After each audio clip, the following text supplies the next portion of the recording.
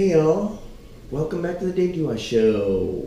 Another fine installment with you and with myself and the topics of the day. There are many, they are wide, they are deep. Today I'm going to open up with Joe Biden. Have you seen? The only reason I'm opening up with Joe Biden, either today or yesterday, I saw a meme of his Instagram post. If you don't know what's going on with Joe Biden and his presidential run, right? Which is going to be next year, 2020. He's lining it up. He's been accused by a number of females of inappropriate touching. And I have a personal connection with this because throughout my adult life, in profession, in business, and in personal interactions, I'm from a touchy family. So I always grab and touch and hold, men and women. And I've been accused a slew of times, both at work and or elsewhere, for inappropriate behavior. And sometimes I recall what occurred, and sometimes I don't even remember the occurrence, both at work and at home. And this is just a story. This is just me talking.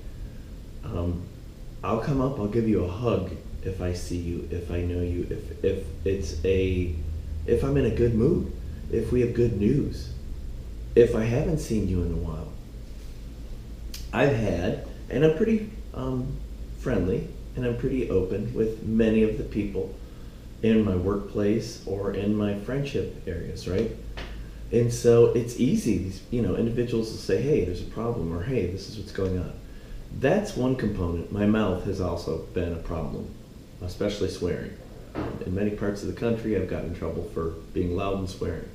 But the touching, I had an HR rep that would come to me and say, hey, can you come up and visit? What happened now? And on a number of occasions, so-and-so, and I would state, I don't know who so-and-so is. And they'd go, well, and I'd say, well, you're going to have to elaborate. What occurred? Where did it occur? And they go, that's not what we're here for. And I would say, no, if you don't tell me who, what, when, where, I'm not going to be able to tell you what the hell's going on. And so I got to a point with this individual when they'd go, look, somebody said this is what happened. I want to let you know. And I go, okay, I recall that. That's not the way I perceived it, or that's not what happened, or that's exactly what happened. And at the time, it didn't seem like they were offended. I had someone in an elevator lobby. So you walk into a parking garage, park your car, you walk to the central bay, you get on elevators, go up into the business area of the building, the office building. And either I was too close, or I don't remember the situation. Reported me to human resources. So, you walk in and I'm like, hey, what's going on? So-and-so. And I was like, what are you talking about? Was it in the lobby? Did I walk in and stand next to them in the elevator? What are you? So, it's a facet of life. Other times I recall, oh yeah, I gave them a hug, or I put my hand on their shoulder, or whatever, right?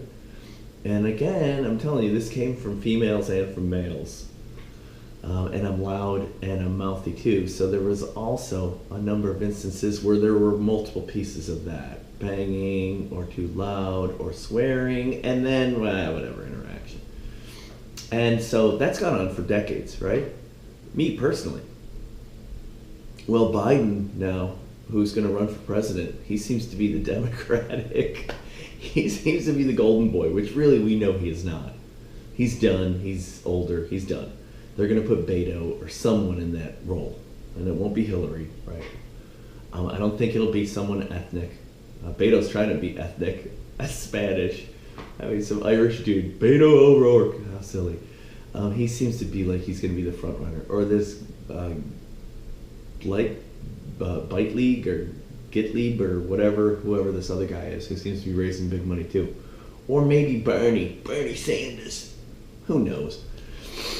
So Biden has been accused from women, and I've seen it, and it seemed slightly off, but it seemed like that's the type of guy he was. He is physical. I don't know. I think with the males, he's physical too. He'll shake your hand and put his hand on your shoulder. I know he hasn't gone behind and like touched any of the males. And there are pictures of him with females where he's got his hands on their shoulders, and his head's right on their head, or When you come to an office of that kind of visibility, when you come to a venue or a title or a job where everybody can see you, especially nowadays, you have to be cautious, which is silly. It's just silly. If you find that kind of touching, where I touch you and I invade your space, as offensive, you have the right to go, look, I'm not comfortable with that. Please don't do that. Nobody has the ability to do that nowadays. Now it's just interpreted that you mind your space and I will mind my space around me. And I don't want you to impede on that space. Which makes sense, because all we do anymore is converse through this thing, right? So if I'm not interacting with you on a personal level, then why would I have personal space issues with you unless you invade mine, right? If we're talking, you're never going to get touched. You're never going to have any personal interaction. And I think a lot of people, they don't know how to handle that. They don't know how to manage it. And I think there's a lot of offense that is going on, where it goes way beyond the line. And for some reason, in the basic fiber and morals and ethics of our society, where you're raised to be strong, right? Look, man, if you don't want someone to do something, if you don't agree with the way someone's doing something, then you let them know. Please, that's not correct. I find that offensive. Please don't do that, right? And in some instances, when it comes to sex or religion or race nowadays, it's verbal, it's aggressive, it's violent, right? We've gone beyond those lines, where it's full-blown confrontation that can be physical. And we've seen that a lot. We've seen it escalate into, terrible events, violent interactions, emotions, and hate and anger, right? Those are extensions of these basic constructs of how we interact and how comfortable we are, and our ability to do that in a constructive or a conversational or a diffusing or a factual manner. And then our choice to do that, right? Maybe you don't choose to. Maybe, you just want to be loud and angry. And maybe your life circumstances dictate that, and maybe they don't. Maybe it's an act, or maybe that's just the way that your nature is, or maybe that's the way that your environment has made you. Any of those factors, right? It seems much more prevalent. And with the ability to capture these events and then put them somewhere so that it's visible, it's a public or a viewable event.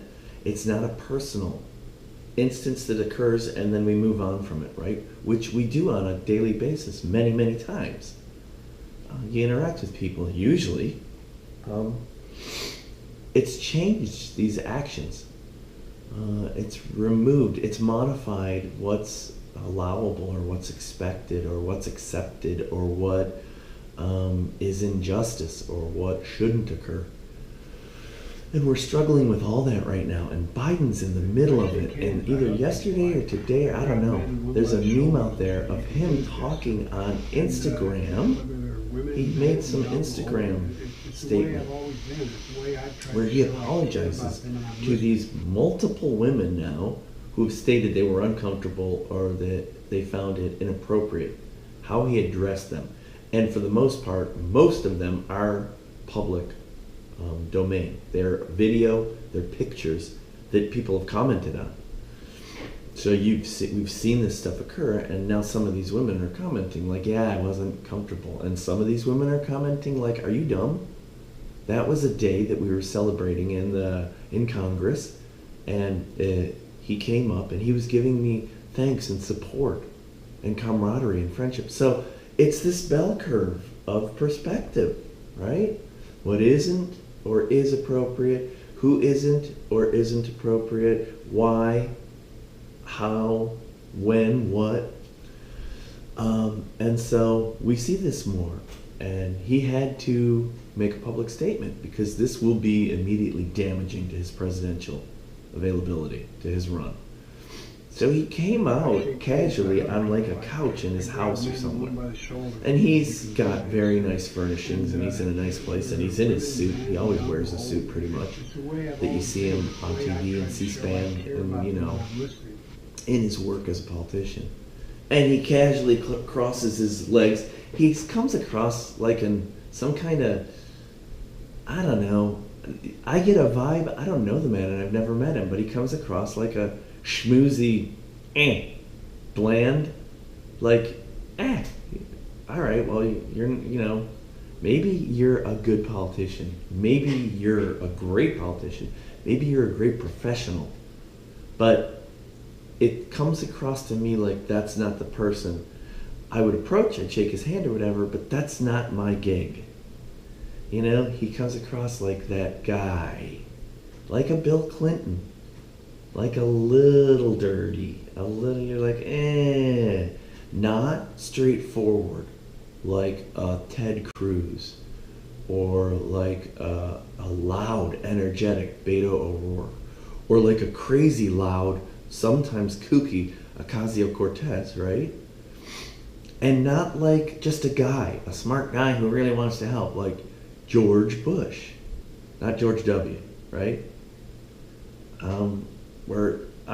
This is what we're going to do, 1,000 points of light, This guy comes across a little dirty, like he can fade in and out of the shadows, right? And you're like, And I think that's that personality is one of the problems in positions of power, right?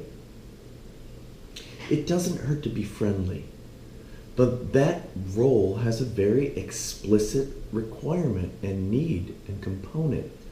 And unless you're dealing with a relationship, a friendship, that role doesn't allow you to exude this dirty charisma. And if you do, you better be able to manage it and then speak upon it and then reel it back in when you find people are offended or don't like it. Say, I apologize. Well, he tried to apologize. So he's sitting on his furniture. He's in his suit. He's sort of swaggery for an older gentleman, silver hair. He crosses his legs. I will change my behavior if this is not appropriate. And many people have made this statement. And then, out of the background, someone takes the Biden head and peeps it in. And you're like, oh no.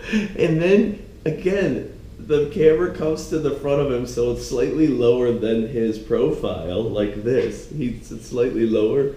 And he comes up from behind the couch, and you see a hand slide on his back and on the other shoulder.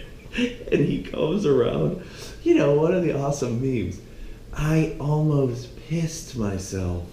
I almost choked with no air on the floor. Awesome. So I felt compelled where I had to make this statement. And I feel bad for the dude, but who cares? It doesn't matter. He's going to do fine. It's a strange position to be in. Got to be careful. And a lot of people, Tracy has told me this, your public awareness, your space. I often find myself knowingly or unknowingly, not knowingly, touching and putting myself around people. And you can tell some people are not comfortable with that. They stiffen or whatever. Truthfully, I don't care. If they're offended, they're going to tell me, or they're going to say, stop touching me. And some people do that. They say, stop touching me. It's just nowadays in such a sensitive, polarized time and perspective in public, if that's something that can hurt your public persona, that can hurt your visible character, which is ridiculous. This is a country of free speech, right? Where you should be able to speak and say, I didn't want you to touch me, don't touch me. And I've had people say that. I have had many individuals say, don't do that. And I'm like, oh, okay, sorry, man, or loud or swearing. And yet I've also had people that report me for swearing or touching or being loud. And I'm like, well, if I was loud or I touched you inappropriately or I was saying lewd language, you could have asked me not to do that. And their interpretation is, that's just not the proper way that you should act. And for some respects, they're correct. It's dependent upon the situation, the audience, the environment that you're in. And sometimes you may say, I don't give a shit, I'm going to do it anyway, right? And you better be prepared for those circumstances. And sometimes it's part of an act. A comedian gets up and swears, and it still has negative repercussions for their career, for whatever. So it becomes gray and complex and detail-ridden, and you better be prepared for that. And Biden's stuck in it, and this little open statement he made on Twitter where someone had him sneak up behind him and invade his space. Oh my God, you gotta go online, you gotta watch it. It's gonna be everywhere, and it's pretty fabulous. I think it came out, I don't know who made it, but I saw a guy called The Real Trump or someone post it, and it was funny as shit. I mean, what better way to do it? And what did the Donald say? The Donald was like, welcome, Joe. You having fun now? Hey, Joe, how you doing now? The seemingly Veep of Hillary Clinton, right? I don't think he's going to have much of a career left in politics. And it's not to say he won't be a senator or a congressman, right? A governor or whatever. And he's getting up in his age, and he's extremely well off. These fucking politicians, every one of them have made killings in their positions. And they won't say that to you. They're all seven-figure individuals. Every one of them. That shows you that position, that job, that paradigm, that environment, that ecosystem of our government is broken. When you can capitalize in that role and exponentially increase your income and your wealth. Now, doesn't work right. And then this money that they raise for their political purposes, $6, $10, $20, $50 million in days, weeks, months, broken. That's corruption, man. And I don't know how we, the public, don't quickly and openly go, that lobbying and everything that goes on around there, that's wrong. And whatever you guys say or hide with your legal language, that you hide in these giant reports, and that you riddle with generic, public speak and politico crap, and then you slide the truth in. It's pretty broken, which leads to these groups of elitists. And now they set the rules. And while they think they're working within the bounds of the rules, they're doing everything for themselves. And then they lie to you and tell you, this is for the public. I have my congressional district. They're at the center of my nothing. But I'm seeing people like Brian Mast down here, and some of these other cats that are trying to do things for the state of Florida, for the people of Florida. And that's awesome. For how long? I don't know. But he seems like an extraordinary person, right? I've said this before. You give up your legs, it gives you a different perspective on life, people, interactions, value, good, wrong, right, bad. So I wanted to bring that up, and I want you to go out and look at the meme with Biden getting snuck up by Joe Biden with the hands that come up on his shoulders. And then they put his head at a weird angle like he's sniffing his hair. Oh my God. And then here's the other thing, and this is weird. It bubbled around with me, and then it dissipated, and then it came back. And I'll tell you why. I went and saw Us, and Us was a very entertaining movie. I enjoyed it. I brought my family. It was great. It's a Jordan Peele production.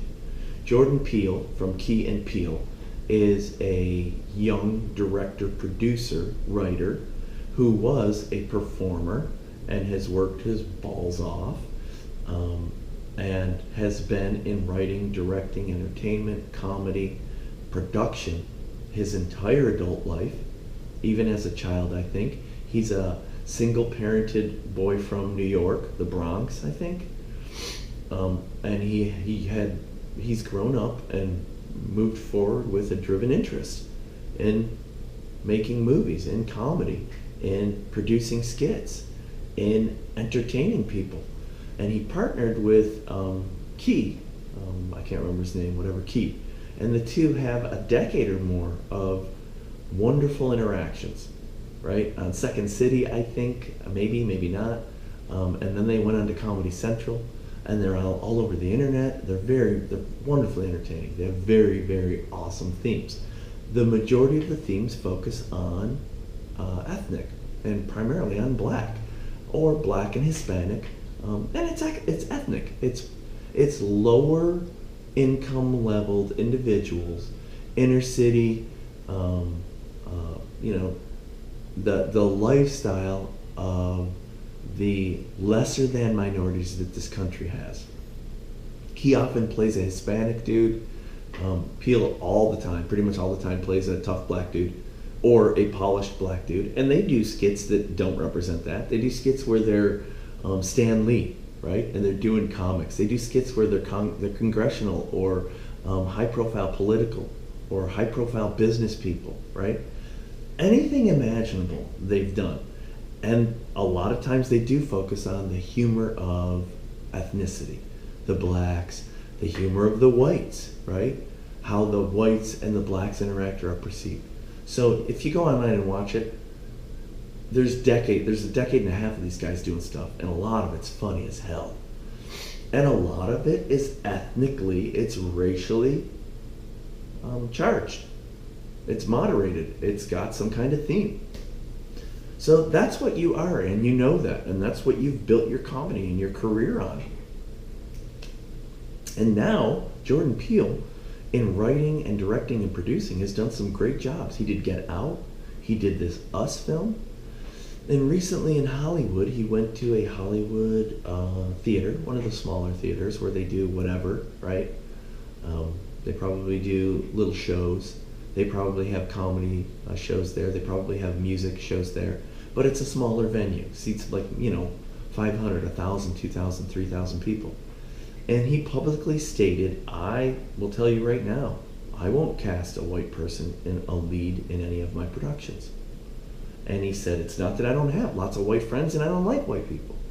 That's just not what I'm going to do right now. I'm in a position where I will share my fruits, my work, my success, my input with the themes that I find interesting, personal, and what I want to focus my attention on.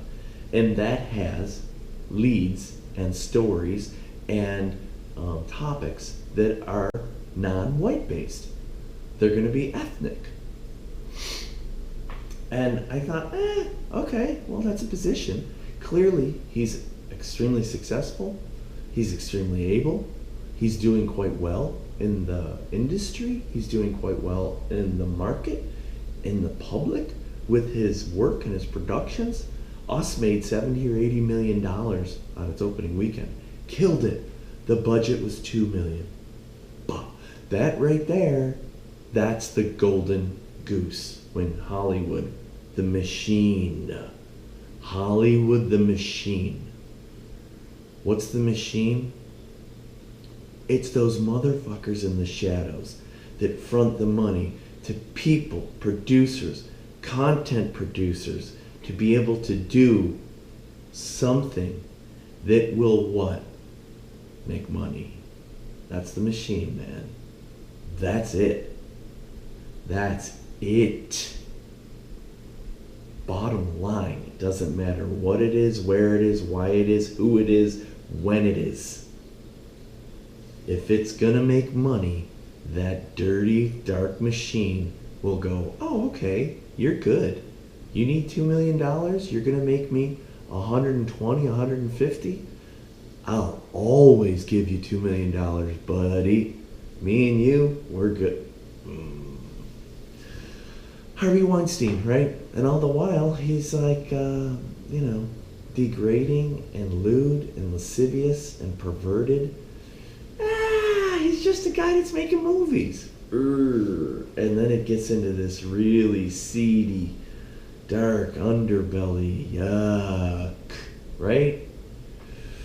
And what happens at all those events, behind the scenes, with all the people, with kids, little boys, little girls, with new, actors, actresses coming up, boys and girls. What do you got to do to get those roles? What are you gonna do? Sell your soul to be successful? Man, it's like going down to the crossroads and meeting the man, right? So you want to be a rock star, movie star, politician. It's like sitting with Agent Smith at the restaurant. Plug me back into the matrix. Make me someone important, like a politician or an actor. You sellout fuck. That's the line, man. Well, Peele made those statements, and I was like, that's not cool. I don't know. I find that sort of shitty. Which, that's my opinion. Okay, that's fine. I let it go. I don't care. I like his shit. I think he's funny. I like his work. He's clearly exceptional. He's very smart. He's very hardworking. He's very able. And right now, he's successful. He's killing it. So, cool. Well, I come back yesterday or the day before, and now CBS has this shitty CBS online streaming piece of shit that you have to buy a service to watch certain, and NBC had it, ESPN has it for the fights, Fox had it, Fox Plus, ESPN Plus, whatever, right? These fuckers, they start rolling out specific media, specific interesting content in a manner which you have to pay for online to subscribe, because everybody knows this thing's becoming media. That thing's going away, right? Paper and reading are gone. So streaming of this, and then your ability, whenever you want to charge every instance for someone to partake, then you lock them up on a subscription or something of that manner. That's when you make the real money. Not the advertisers that pay to show on your channel, right? This thing's turning into the by transaction payment process, which finance and banking and retail and shipping, they've done it forever, and it's made them billions and trillions of dollars. And that's not to say media hasn't had billions and trillions of dollars, but now they're making their content so that in perpetuity, just like a copyright or anything else, that thing makes sick money forever, or for whatever the legal binding laws are, 20 years, whatever, right? Brilliant. So if you want to watch specific content on this CBS thing, you have to pay for the subscription. But we're going to suck you in. So you get to watch the first thing free. And you know what it is? It's the new Twilight Zone. And who's hosting it? Jordan Peele, which makes sense.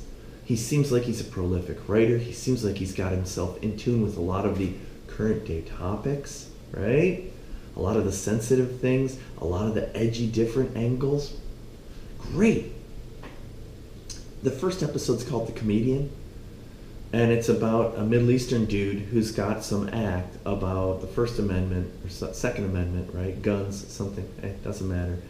And it's the comedian who just came out recently and was berated for some of his statements that he made as insensitive or off target or malaligned and upsetting to a specific group for some kind of shit. You know him, you've seen him, he's a funny dude. He's a Pakistani or an Afghanistani or a East Indian fellow. He's smart, he's funny, he's got some deadpan. He talks with a bit of a slur or an accent still. awesome. I mean, he's a good comedian, and he got slammed in the public because he brought something up about either ethnicity or race or the hashtag Me Too or something, right? So they boot him off stage out in LA, I think. Well, he's the lead role in this. And I watched the first 5 or 6 or 8 minutes. And much like any of the Twilight Zones, they open the actual story with the lead that will pull you in, right? The hook, line, and sinker. So you're watching a character, and whatever this episode's going to be about is the development of immediately what this character is doing. So they open with him on stage doing a stand-up bit, and it develops slightly. And then they break to Jordan Peele. He's in a suit, he's at a table, he's got what looks like a billfold, and he sets it on the table. And he explicitly, he's a bit erect and stiff. He has a monotone delivery with certain inflections. He is emulating Rod Serling. You can see the correlation. And I think it's out of respect, and it's out of reverence, and it's out of, fuck yeah, dude, I'm doing the new Twilight Zone episodes. He didn't need to take that approach. He could have been Jordan Peele, presented himself in any manner, but he didn't. He is playing the current day Rod Serling. And when I saw that, it pissed me off. Because he just said a week and a half ago he wouldn't present a lead in any of his productions to a white person. Not that he doesn't like them, not that he doesn't have them as friends. But here he is emulating a white Jewish dude who changed the face of sci-fi and horror storytelling. A legend, epic, brilliant, had themes of the day, the monsters on Main Street. Spend a minute if you're not aware of the Twilight Zone. But was quiet, to himself, family-oriented, a chain smoker, prolific writer, pushed those topics. He changed that industry. The Twilight Zone is an epic series, and it's Rod Serling. It's a piece of him. That's his imprint, his legacy. And here's Jordan Peele emulating him. And I found that hypocritical. You didn't play your own role or your own part.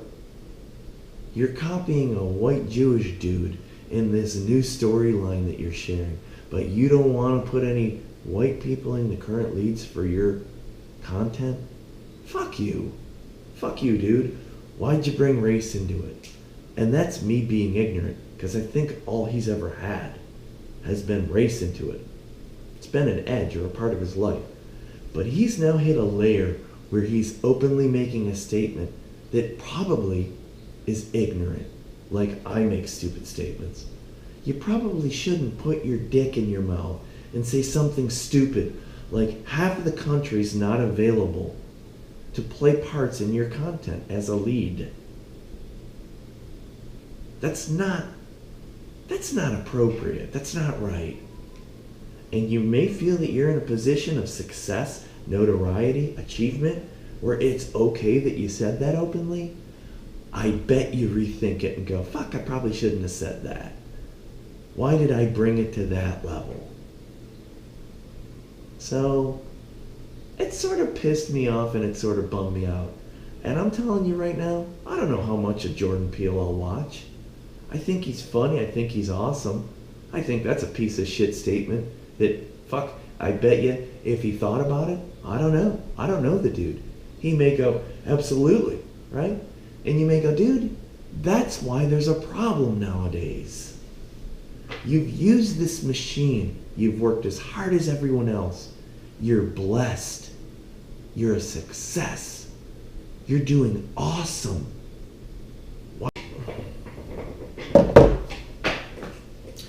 It might be where you're at right now. It might be the position and it felt like it was the right thing to say today at this time. And that's where we're human. And then we spend a minute and we step back and we go, maybe that wasn't. Thoughtful speech and thoughtful, meaningful statements are difficult to always have, but you have to be aware at certain times. You can speak freely and openly in a personal venue. And you can speak freely and openly in a public venue. And you have to be prepared for all of that. But sometimes, depending upon the audience, it's probably not the best thing to say. And I don't know, maybe he doesn't give a fuck. Maybe he doesn't care. But I found that shitty. And I